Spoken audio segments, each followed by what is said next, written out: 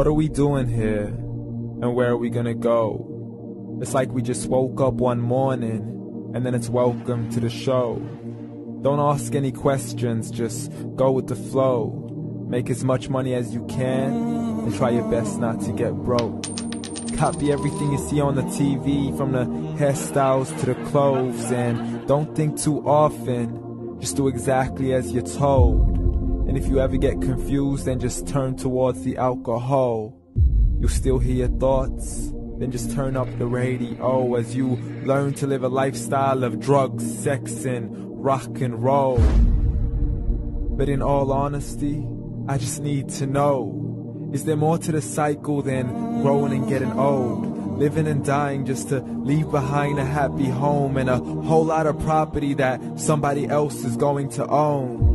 I just really need to know before the casket's closed, 'cause I'm not willing to gamble with my soul, nor am I ready to take any chances. These are just simple life questions, and I'm just searching for some answers. Like, what are we doing here? And what is our purpose? How did we get here, and who made us so perfect? And what happens once we go, or is this world all really worth it?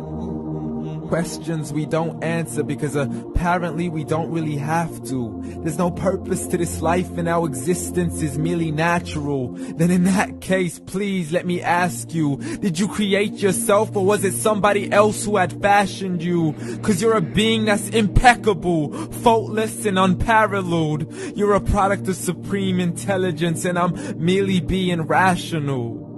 For there isn't a camera on this earth that can come close to the human eye, nor a computer that can compete alongside the human mind. And if the whole world was to come together, we wouldn't be able to create a single fly. So many signs, yet we still deny.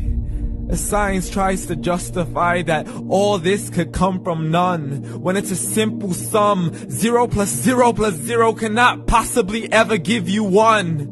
So from where did all this order come? For everything has its origins, a maker, a creator of its own. I mean, the only reason you're watching this video is because somebody had to press upload.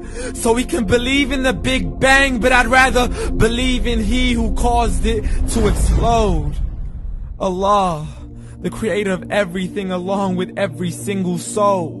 The ever-living, the master, the only one who is in control. Unlike his creation, beyond our imagination. And no, he's not a man, nor does he have any partners in association.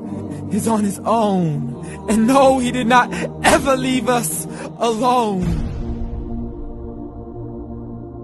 Just like every manufacturer, he left us with an instruction manual. The Quran and Islam, and I'm sorry to jump to conclusions, but it's the only one possible. The only definition of God is the one and only supreme being. It's logical. A book with 0 contradictions, with miracles that are both scientific and historical, all revealed over 1400 years ago.